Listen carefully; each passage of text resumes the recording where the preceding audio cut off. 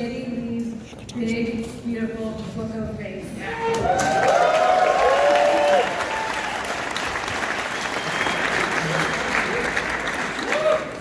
My name is Rebecca Lloyd, and I am the bookstore director for the Drawn and Quarterly Bookstore.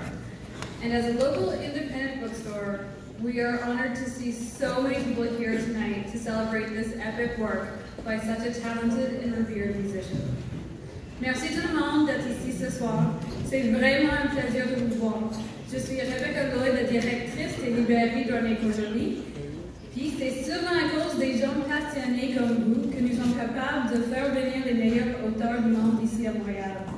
La présentation ce soir serait en anglais, mais nous aurons un traducteur avec nous pour traduire vos questions pendant la séance de dédicace, puis pour les questions. Because of the passionate support of people like you, our bookstore is able to continuously invite the world's best authors to Montreal. And even better, they accept our invitations. If you'd like to stay abreast of all of our upcoming events, please take the opportunity to sign up for our newsletter at the entrance.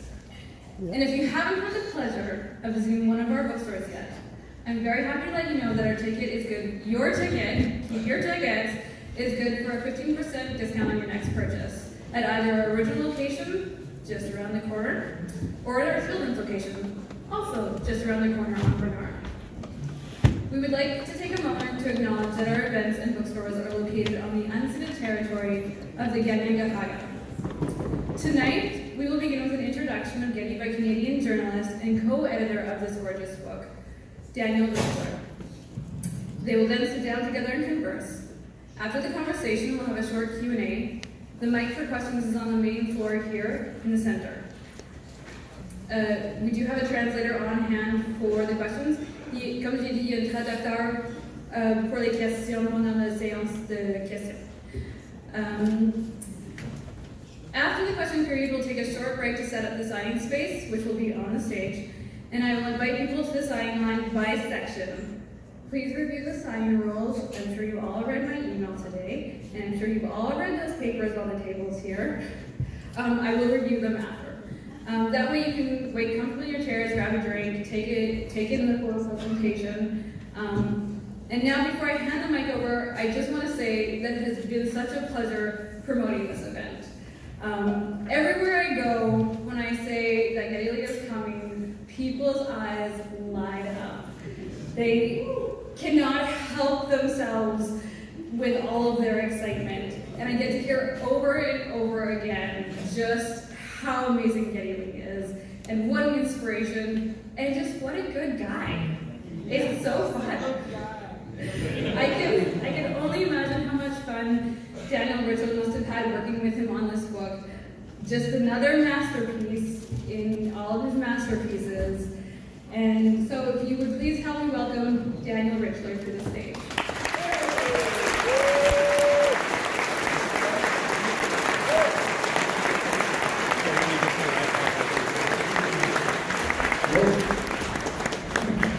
I'm not going to take long at all before I call Geddy on, and we'll just get on with this thing. I just first of all wanted to apologize to the francophones here that we're not doing it bilingually. Ça fait au moins 40 ans que j'ai pas habité en Montréal. Alors, j'ai trop de respect pour la langue de risquer de massacrer.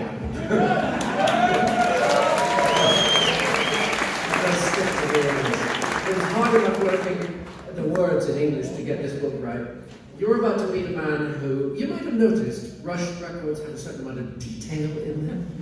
This is a detail-oriented mind, a meticulous, perfectionistic mind that I was lucky enough to work with for over 2 years on this book. And I want to try to help you get a bit of a backstage glimpse of this meticulous mind that went and made this incredible book. So, without further ado, Geddy Lee.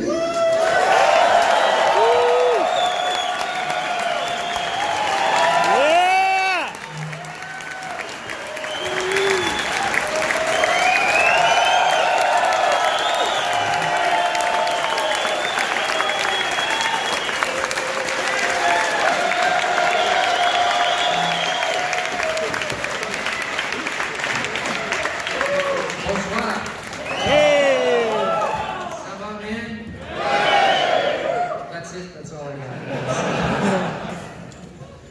Nice to be here. Thanks for coming out. First thing I'd like to say, Geddy, is a nice t-shirt. Well, thank you.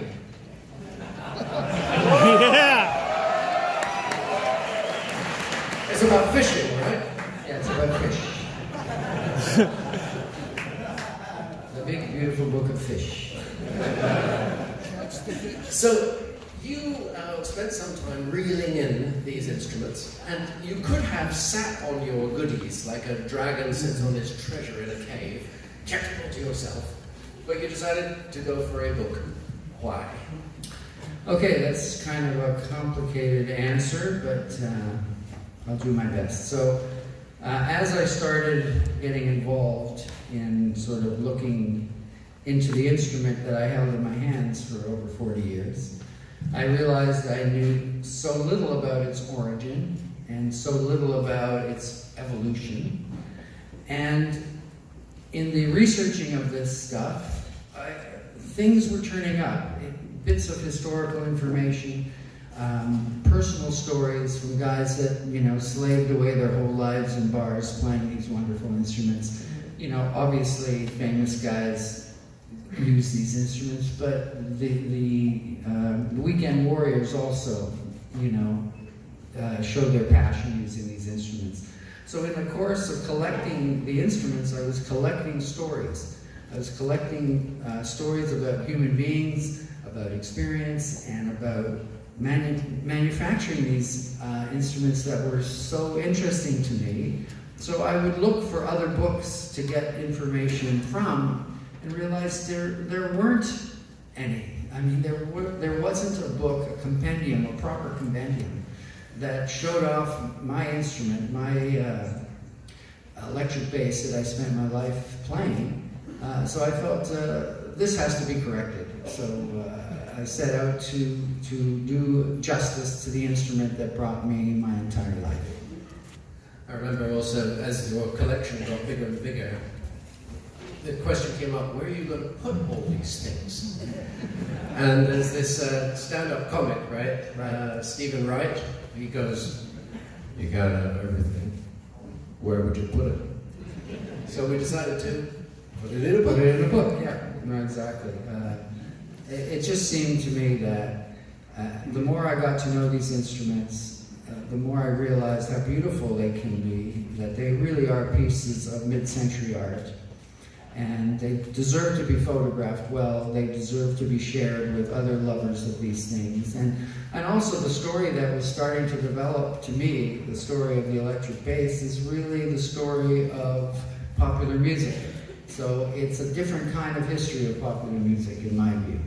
Because you're a mad collector, and in the book you kind of describe about how you go down rabbit holes in your obsessions. But you're not just a greedy collector. You once said to me, you collect baseball memorabilia, for example, and you say, well, it gives me a window on American history, or Canadian for that matter, but how does that apply to the bass? Is it the same principle for you? Yeah, all the things I collect, they grab my imagination because they are windows into the past. When I started getting involved with my love of wine, it brought me to the places that produce wine. And so I was spending a lot of time in France and in Italy and other places of the world. And so it became a window and a doorway to new culture. And I found that as I was reading about electric basses, I was discovering a lot about how mass production got started in California in the 50s, and how that in some parts of Italy they were making brilliantly eccentric instruments in the late 50s and 60s. Who knew? I didn't know that. Partly with accordion parts. Yeah, exactly. Sweden was making interesting instruments in the 50s and 60s. So the world was expanding to me, and they all connected to my instrument. So I felt that this was the right road for me to go down. It was really the first thing I've ever collected that made sense, to the way I've lived my life. One thing occurred to me recently, which is, you got a big fat book about basses here, but why are basses, first of all, invented so late? Like, people were tinkering around with microphones in the early 20th century, sticking them on trumpets and violins, and no bass, no electric bass until early 1950s. What was the genius that went into making the bass? Why is that an important step? Why did it take so long? I don't know why it took so long, but I know that imagine being in a band traveling around, parts of the world, and you're the bass player. Well, they're traveling around in some sort of bus or small van or car with a trailer on it, and the stand-up bass doesn't fit. So it would be relegated to the roof, So when people started tinkering with electronics, I can imagine the relief that the bass player had when he finally realized, oh my God, I can actually, travel with this thing and play in tune because it has frets, So I think it was such an important discovery when it did finally come along, but I don't know why it took so long. There's also a bit of a chicken and egg thing, because there were not strings for electric basses when Leo Fender started rolling out he says, who was going to make the strings? So he used piano wire. That's right, yeah. Piano wire. So everything had to be developed from scratch. It's kind of incredible. But we take that for granted, don't we, today? Well, I certainly did. I played the instrument for years without realizing where it had started, but it was a wonderful journey for me to discover all these things. How much of the book is personal to you? How much is historical and technical? Well, as you know, when we sat down to write the book, I didn't want it to be a dry encyclopedia. I didn't want it to be a reference book in that way. I wanted it to be conversational, like we're talking right now, Like I wanted it to be friendly, and I wanted people to be able to just look at the pictures if that's all they want. Some of the photography is stunning, and I don't think instruments have ever been photographed so beautifully. So there's no prerequisite that you have to know the history of Gibson, or you have to know who was Dan Electra, who made Dan Electra. So I wanted those things to be secondary to the beauty of the book, and I would like to have had a few more pages, but I had to satisfy with 408. Only 408. But I remember when we were starting laying out the technical details, we had what you called nerd bubbles, right? And nerd bubbles were the sidebars where if you were that way inclined, you could dig deeper into the nuts and bolts of the business. But much of the book is actually your sort of anecdotal and emotional, isn't it? Well, I think it's interesting to talk about these books these instruments from the perspective of having played them as well. They're not just objects that live in isolation. They make music and they make people happy, and people have spent their lives using them. And I think that's what's the great thing about it. So I make sure that I talk to a lot of different players, and we interviewed a number of people, as you know, and the reason to interview them was to bring the instruments to life, to remind people that these aren't just pieces of wood and steel and plastic. These are things that come alive in the hands of anyone that feels the passion to play them. I've known you for a little bit longer than the time it took to write this book, and one thing that always impressed me about you was that you really never talked about your work. You didn't talk about instruments as if they were some sort of object of fetish, or you didn't carry on and on about it. They were tools of the trade for you, like a hoe to a gardener. Did you find it difficult to analyze the instruments in the detail that the book required, and did that sort of risk ruining it for you?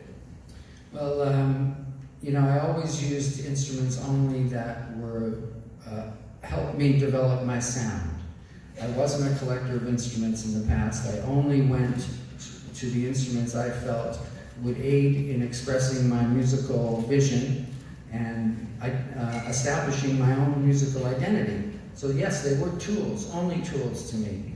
So when I started the idea of collecting older basses and vintage basses, it was a bit foreign to me. I didn't see how I could possibly use them, especially in the context of Rush. But a funny thing happens when you fall in love with a history and you start going down that rabbit hole. You find that you want to share your excitement. I was learning so many things. Some of them were very nerdy things, and some of them were quite fascinating. And I thought, well, I want to tell people about this. I love to converse about the things I'm passionate about. So the book seemed a natural way of doing that. But these instruments, they tell so many stories, and those stories need to be shared, I think. Give us an example of something really nerdy. Well, there's endless amount of nerdiness in this book. I mean, if you like knobs, talk about knobs quite a bit. When did they go from being rounded to being flat on the top? I mean, that's about as nerdy as you get. I remember the day we actually took out a measuring tape, right? And we went down to the basement and we measured the circumference. Yeah. And you had a lot of help. Don't tell them that.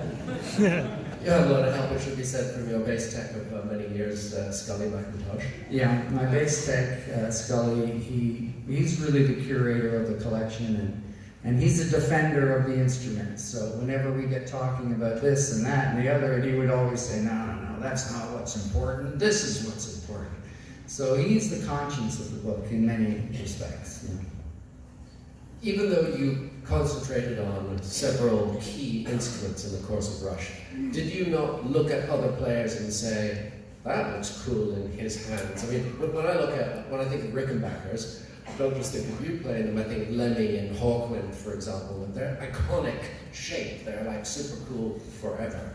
But mainly because they're amplified, the cool is amplified by who played them.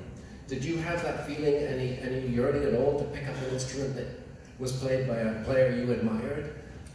Well, of course, you always wonder what Jack Bruce's EB3 would have felt like to play, or I had the good fortune of playing John Entwistle's Frankenstein when I visited its residence in California. But yeah, of course, those instruments represent some sort of magic.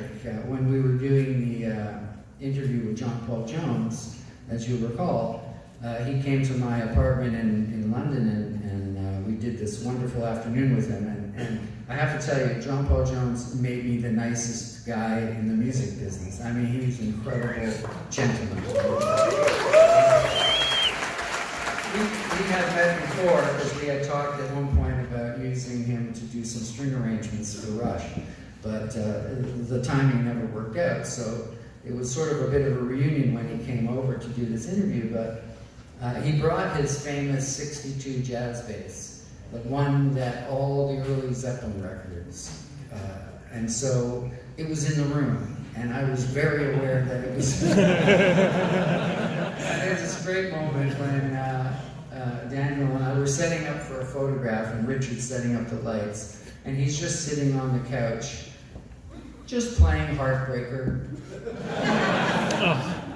And Dan and I are sitting there going, he's playing Heartbreaker. So then it was a time for a photo of the two of us together, and he also had his very first bass that he ever bought. And I said, well, I think you should hold the first bass you ever had, because I can hold the Heartbreaker bass. It's not bad. But it was electric, because there's the man, there's the instrument that made all those records that really changed my life in so many ways.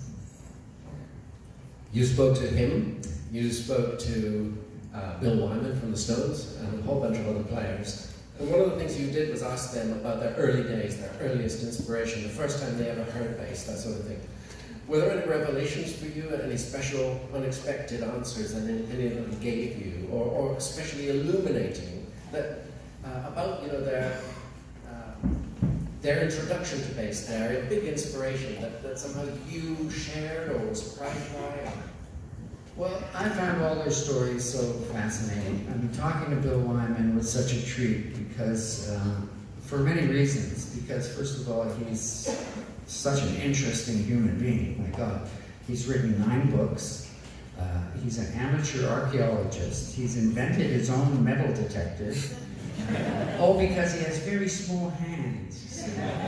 And so, every time I wanted to talk about basses with him, he would change the subject. It's like, dude, we're here to talk about basses, but he wanted to talk about everything else.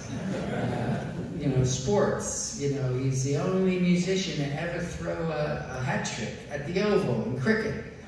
He has to tell you all these things, but what I especially loved was, when I asked him how he got introduced to the bass and how he first thought of himself as a musician, he painted this wonderful picture about, it was like post-war, and his sister would go to these USO dances, and while she was dancing with these American soldiers, he would be sitting in the corner listening to these bands playing and just admiring them and taking the sound in. And I thought that was so evocative.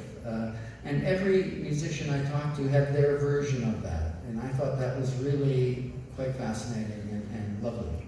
Yeah, I remember John Paul Jones talked about walking along the pier, one of those sort of funfair piers that England specialises in, Blackpool and places like that. And he heard the whoop, whoop, whoop bass coming out of some loudspeaker, and he knew it was for him. Oh, yeah, that's a great story. It's so evocative. I love the quote. What was the quote? He gave us a quote that his father said when he said to his father. Now he came from a family of musicians. His father was a keyboard player. His mother was a singer, I believe. And so he told his dad he wanted to play the bass. And there's this marvelous quote where he said, "Now I wouldn't play that instrument. It's just a novelty. It will pass." And what about you? When did you first get the bug? Were you born with a bass in your hands? No, I wasn't born with a bass in my hand. I played in a little garage band. Before we were able to find a garage. We were like sort of a bedroom band. And we had a little guy who was a bass player. And then his mother said, "He can't hang around with us because we're a bad influence." So we had no bass player. And the other two people in the band turned to me and said, "Well, now you're the bass player, I said, "Okay." It's sort of like, nobody wants to be a goalie, right? They all want to score the goal. And the bass player in those days was a little bit like that. So. But when did you first hear bass? I first heard bass on my way to work with my mother. I used to work in her variety store every Saturday, and we would drive for an hour into the small town, Newmarket, where her store was. And all on the radio was on constantly, and so you'd be drumming on the dashboard and listening to mostly Motown back then. So you were listening to, without knowing who it was, I was listening to James Jamerson play and Carol Kay and all these great Motown and session people and all these great moving bass lines, and it sort of sunk into my subconscious, I think. When we were doing research, I discovered that a lot of sports teams, when they're in the dressing room before they go out to play, they put on the headphones and they listen to bass-heavy rap, because the bass is supposed to stimulate masculine feelings. What is it, in your opinion, in your experience? There you go. In a nutshell, can you say what bass does? And do all basses do the job equally well? That's a hard question to answer, but to me the bass is the glue. It's the glue of the rhythm section. It ties together what the rhythm of the song is, and what the guitar is doing and what the vocal is doing. It's helping the song move in a seamless way. If you take the bass out of the song, you've got great drum track, you've got a great rhythm guitar track, but there's some glue missing that brings them together. It plays that essential role in my view. And when you were starting out in Rush, what role for the bass did you imagine that would be different from the role played by your heroes like Jack Bruce and Well, Jack Bruce was a huge influence to me for Rush because that was a three-piece band and I was in a three-piece band. And so I tried to emulate that whole busyness of Jack Bruce. That's why I became a player that plays too many notes. Because, when it was time for Alex to take a solo, I had to get busy to keep it from sounding empty, so it still sounded like there was a guitar playing in the background. And I think that was a big part of how I developed my sound. to have not only bottom end, but almost a guitar-like edge to it, so that when Alex soloed the sound spectrum was still full. So that's sort of the direction I went, and that was inspired directly from listening to The Cream over and over and over again. Speaking of Alex, when we were starting out writing the book, I did a bit of backgrounder, and I wanted to talk to him one afternoon to try to get some insight into how you approach music. And he goes, well, you've got the kerrang of the guitar, and then the drums go ch-ch-ch-ch-ch, and then so the Geddy goes wumba wumba. And I thought, uh-oh, this is going to be difficult. That sounds like Alex. Except that I soon discovered musicians don't talk with huge vocabularies about it. You soon told me. What do you infer? Well, you would say, I would say to you, well, how does this 52 Fender sound? You said, well, it sounds great. Okay. How about 53? Well, that sounds great. Did you actually find it difficult to find a new vocabulary? Because musicians don't talk to each other with words, they talk to each other with music. Yeah, it was hard, and you know that because you kept making me use new words. You wouldn't let me use the words great or beautiful. Until we used the other words. Yeah.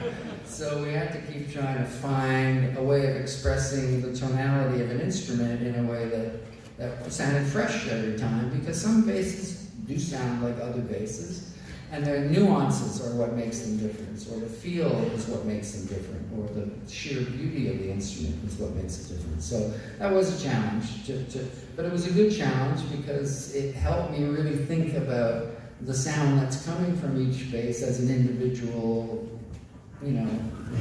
bit of personality.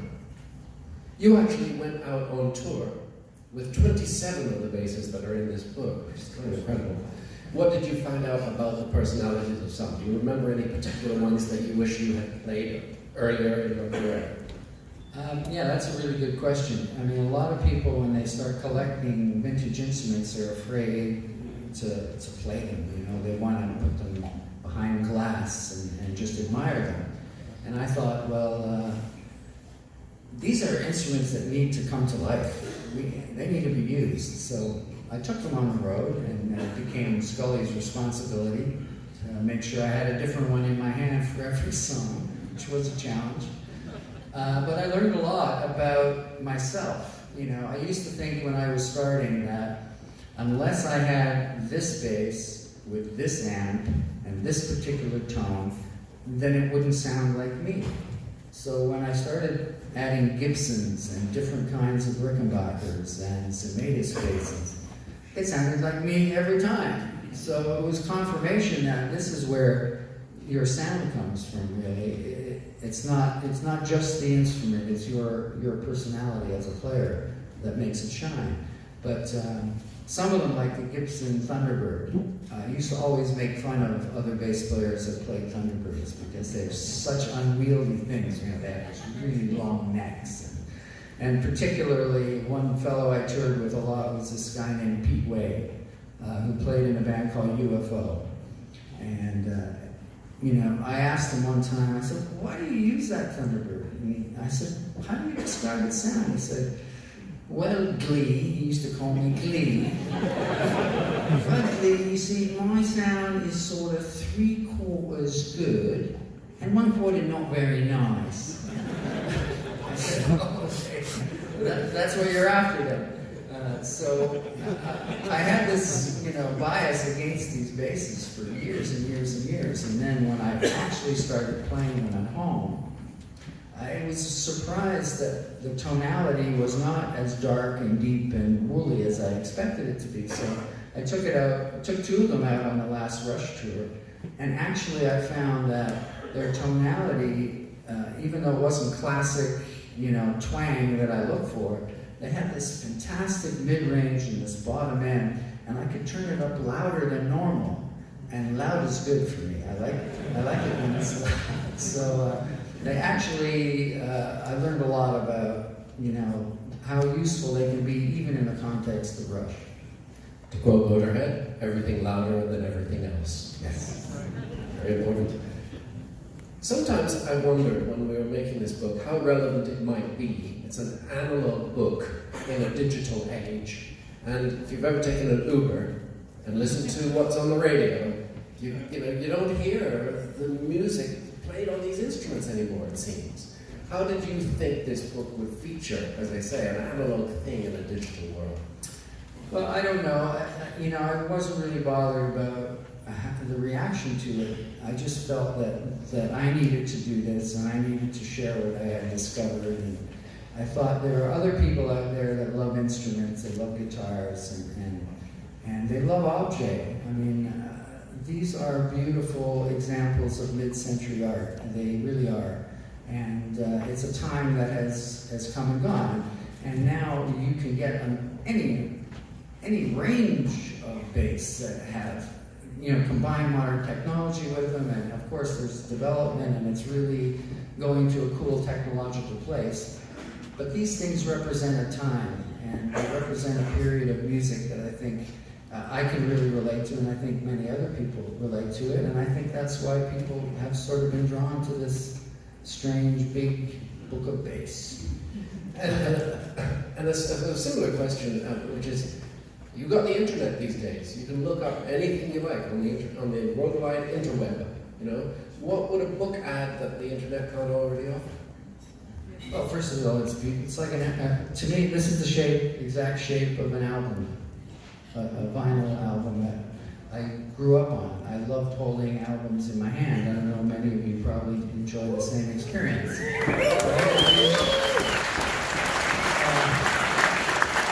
So, to me, listening to a record while you're holding that album and you're looking at the lyrics and you're imagining what the writer intended, I think you get the same thing out of this big beast. The pages are beautiful and there's stories there if you want to read them. If you don't, you don't have to, but it's just something that you can indulge yourself in, So I'm really quite proud of it. I'm sorry? Thanks a lot. Merci beaucoup, Geddy. Oh, merci. Go ahead. Also, as we found out, there's a lot of bullshit on the internet. A lot of conflicting stories and a lot of made-up stuff. Yeah. And we spent a lot of time trying to find out the truth. I thought everything on the internet was true. Now, we put a lot of heart into this. My photographer, Richard Sibbald, was amazing. He shot over 30,000 photographs for this book, and it took us weeks, and I mean months, to edit it down. And I remember when we first delivered it, as you recall, to our editor, she said 3 things to me. She said, well, first of all, I've never received a manuscript that was 845 pages long. Secondly, I'm so happy to see that your passion for the instrument has come across on the page. And thirdly, which is my favorite part, she said, it's funny. I didn't expect to be laughing. So all the things that I hoped one would get out of a Rush concert back in our heyday, passion, technological stuff, and a cheeky smile. Those are the things I wanted to come across in this book, and I'm very happy if people get that. So, go away.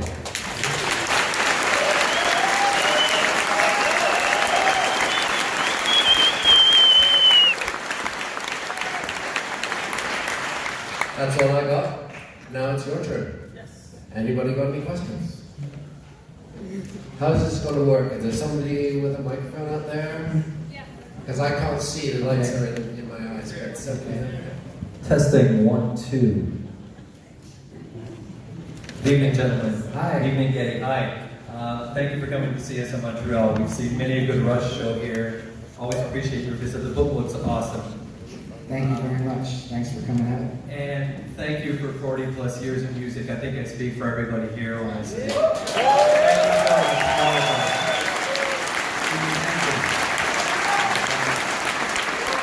My name is Pierre. I have a little jam space studio at home, nothing too extravagant.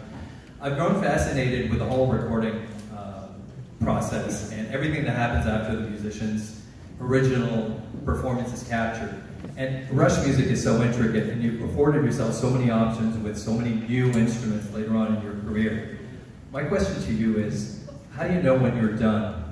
I always show demos to my friends, but I always keep telling them, yeah, but it needs a bit of a mix. I got to redo that part. I've got to.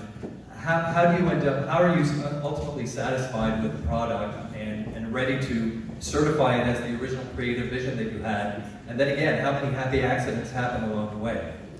Well, you know, that's a great question, because this is a big problem for me. I feel like you'd say that.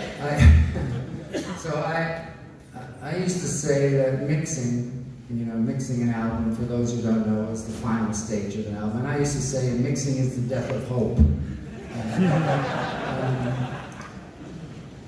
Always, for me, it was hard to let go. You know, Alex and Neil and our producer would say, "Stop now, you're going to wreck it." You know?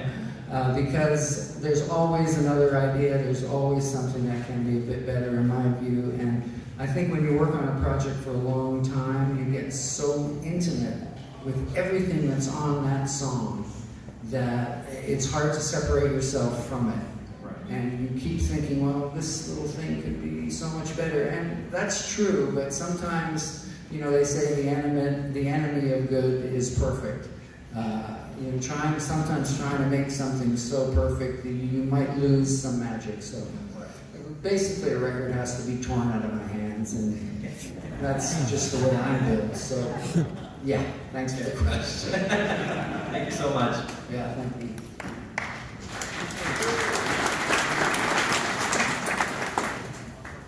Hi, Geddy. Where are you? I'm right at the mic. Okay. Oh, that mic. The one mic. Geddy, my name is Carl. I live in Montreal. I also have a jam studio, but I've got a question.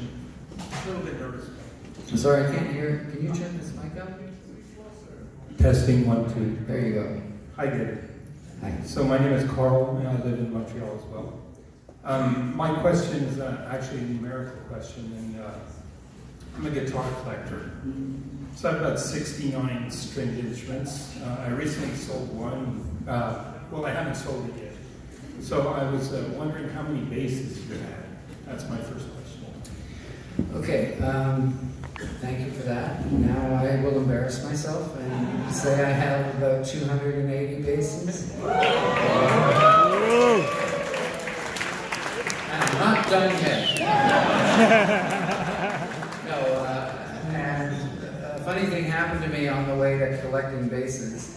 I started collecting guitars too, so that's really a disease. So I've got about 80 of those 6-string things hanging around my house, and so they gotta go. They gotta go.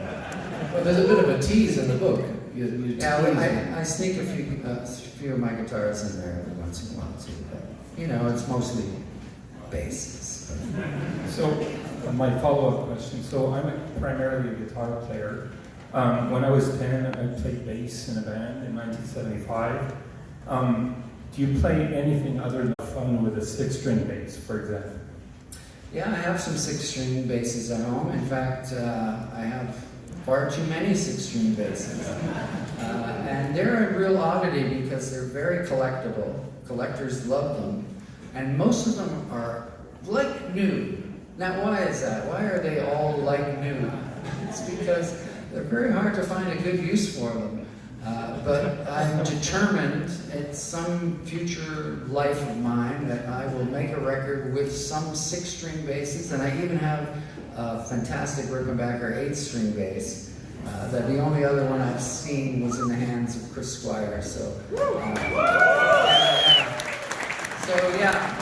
they're unusual instruments. And I know that there's a few guys that really knew how to use them, like Jack Bruce had his famous 6-string Fender, his Fender 6, and he used it on a lot of the early Cream records. So it's possible to use those correctly, and I'm going to figure that out one day. Thank you very much. Thank you.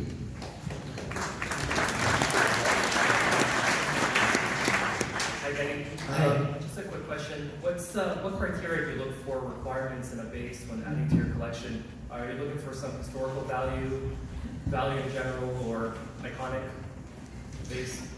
That's a great question. There are a lot of different kinds of collectors. And one thing that this book is about, as much as it is about the electric bass, it's about collecting. I am a very sick individual. I collect many different things. And I've met many other individuals with the same affliction. So, for example, John Entwistle was a collector, and he had a wonderful collection of basses. And over the course of making this book, I became friends with one of his techs and someone who's worked for The Who since the early 70s. In fact, he's interviewed in this book. His name is Alan Rogan, and he's a wonderful character. But he told me that John wouldn't buy a bass unless it could play. And that, in musician talk, that means it's got to feel great and sound great. So he only bought players. I'm not quite so fussy, because I look at them as more than just something to play. For example, I have a large collection of Italian basses from the early 60s and late 50s. And some of them are incredible pieces of art. They're so eccentric, and they don't have a tone that I can actually use very often, but my God, they look fantastic in my living room. You know, they're wonderful to look at. And I sit there and I go, who was thinking to make that in 1959? It just sort of blows my mind. So to answer your question, yeah, there are many different things that draw me to an instrument. And as a collector, I'm what we call a completist. So if I get into Hofner, I want to understand how Hofner got from 61 to 66. So I have to buy those ones in between and play them back to back to back and try to figure out when the sound changed, why did the sound change. Well, you see what I'm getting at. So, yeah, so that's me. That's my collecting. Thank you. Hi, my name is Daniel. Hi. My English is very bad. Not as bad as my French.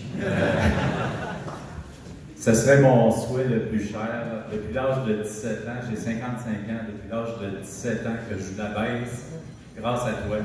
J'aimerais savoir ta signature sur la bass Rickenbacker 4001 stéréo de 78. C'est mon plus grand souhait. Okay. Somebody translate that for me? He wants you to sign his bass. Sorry? He wants He's you been to playing sign his bass for bass. 17 years thanks to you, and he'd like for you to please sign his Rickenbacker. Oh, well, that's another subject we'll discuss. I believe the question was if he would like you to sign his bass. Okay, well, I appreciate that, but we'll see. Thank you, It's though, for possible. playing Rickenbacker. Possible? It's not possible today, but yeah. The other day. Okay. That's it, my man. Move on. Yeah, move on. Move on, buddy. Yeah, move on. Move on, buddy. Next. Next. That's it. We have another question. Hi, Geddy. Hi. Andrew, I'm a huge fan. I have a really nerdy question for you now. Oh, sorry. Oh, hi, Geddy. My name is Andrew. I'm Hi. a huge fan. I have a really nerdy question for you, but it doesn't have to do with basses. It has to do with vinyl records. Okay. Well, first of all, when I saw the book and I held it, I loved the fact that it was the exact size of an album. So, my question is, your first album, Rush, came out in 1974 on Mood Records. That's right. Right. That's like the holy grail of Rush vinyl, and I've been trying to buy one forever.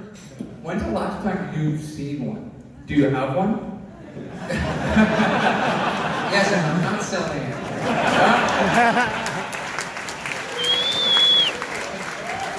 No, I'll let you keep it.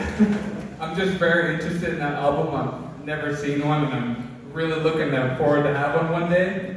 So it's really cool to know that you have one. So thanks for answering that. Oh, well, thank you. No, they're out there. I know I get people coming up to me. There was a guy last night we did an event in Oakville, Ontario, and someone came up to me and said, you know, I have this single that says "Not Fade Away" on one side, and the other side it says "You Can't Fight It." Is that really your record? And I said, yeah, that's our first single. And it says, I said, is it say Moon Records? And he said, yeah. I said, well, you should keep that. You really should. He said, oh, okay, I will. Yeah, that's very cool. It felt like it was Antique Roadshow or something. And another question, very, very short. Okay. Out of all the basses you have, what is your favorite? That's breaking my heart here, but well, I would have to say to play, my 62 Fender Jazz Bass is my favorite to play right now, because I've just fallen in love with those basses from 1962. But I have other favorites for different reasons, you know, I love the Thunderbirds that I've collected because I thought they would be the last bass on earth I would ever buy. And now I look at them as completely different animals. They're so beautiful to me, even though they're so anachronistic, they're so odd looking.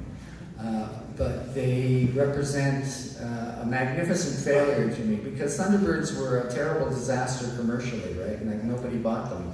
That's why they're so collectible now.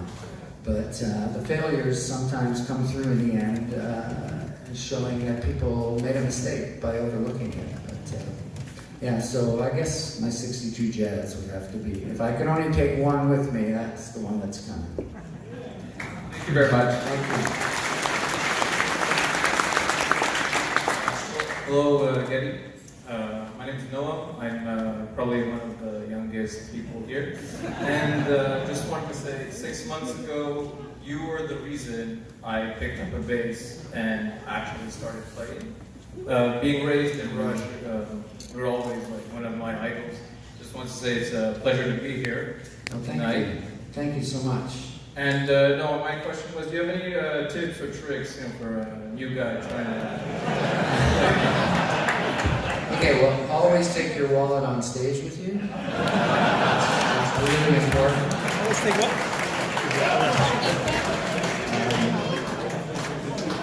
I would say, really, there's only one secret to being good, and that's just play, play, play, play. And write. You know, I get young people coming up to me all the time saying, how do I get better? What's the secret? There's no secret, it's just work. And you have to have some luck, I'm afraid. Luck is a big part of it. You know, being in the right place at the right time, meaning, I was so lucky I met Alex when I was so young, and then when 1974, when we realized we needed a new drummer, who walked into the audition? Neil Peart. I mean, oh my God.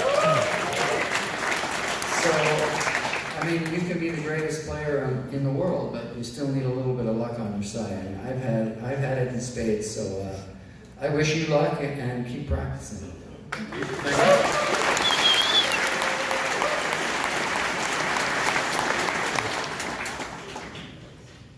Hey Geddy. Hi. I'd just like to start by saying that I love everything by Rush. Thank you very much for everything you've done over the years.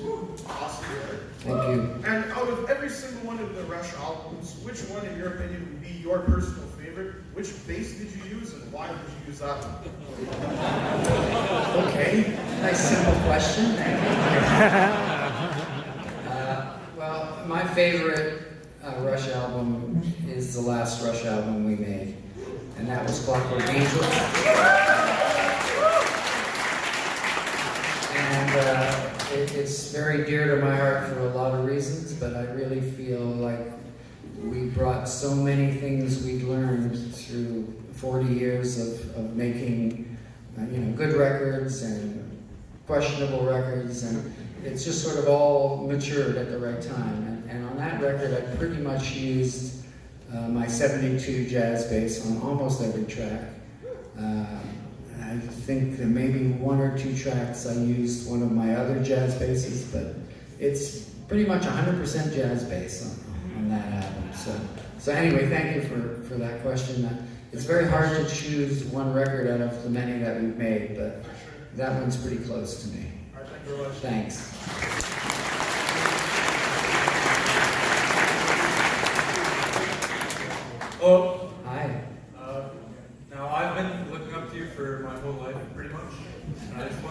is there anyone that you look up to that you could never have met, or that you never met? I mean. Yeah, that's a great question. So there are quite a few people that I've admired from a distance. I never met Jack Bruce. Would love to have sat down and talked to him. I never met Chris Squire, which is really strange because he came to our show in London, and it was really crazy backstage, and we were looking for a new producer at that time, and there were all these producers at the gig, and they came back and they were all talking to us, and before I knew it, Chris had gone because we'd been talking so long to these other guys, so I never got to meet him, and then, of course, tragically, he passed away. So that's something I would love to have done. And I never got to meet the Ox, John Entwistle, who was just the quintessential bass player in my view. So bass players just seem to go too young. I don't know what that's all about. Have you studied that, Dan? Book would have been 20 pages longer. Yeah, that's for sure. Yeah, so those are just a few of the giants I never got to meet. Thank you. Thank you. Do we have time for one more? One more. Hi, Geddy. Mike from Maine. Hi, can you talk a little closer to the mic? Sure, how's that? Great. Hi, it's Mike from Maine. Hey, I just wanted to say thanks for all your years of music and for this book and for coming out. And it's good to celebrate our passion, so hail to you. Cheers. Yeah. I appreciate it. So my question is, I know you're friends with Les Claypool, and I was wondering if you guys would partner up to do a bass-oriented project, music and possibly some performances. And, if you do, I promise I'll let you practice in my basement.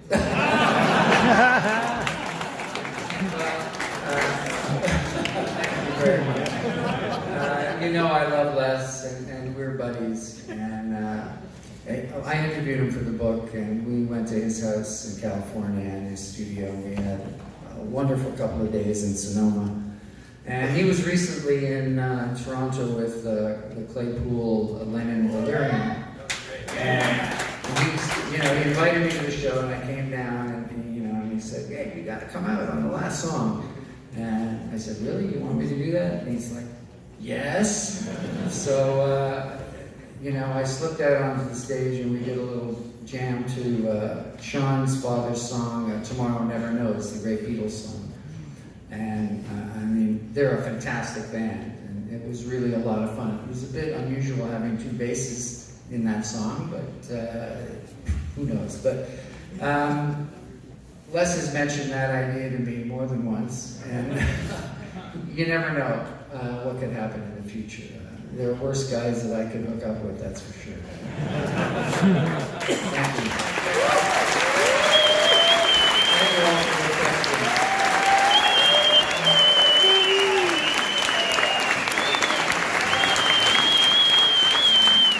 Thank you so much. We're going to take a quick break. We're going to reorganize the stage, and we're going to call people by section for the signing line. So please stay where you are. The staff are going to call you bit by bit by bit so that we don't have pure madness in the signing line.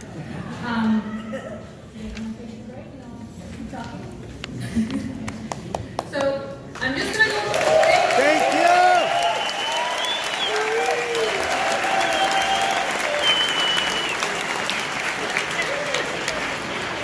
So like I said, we're going to do a quick reorg of the stage. I just want to remind you that there's no posed photography. So no photography on the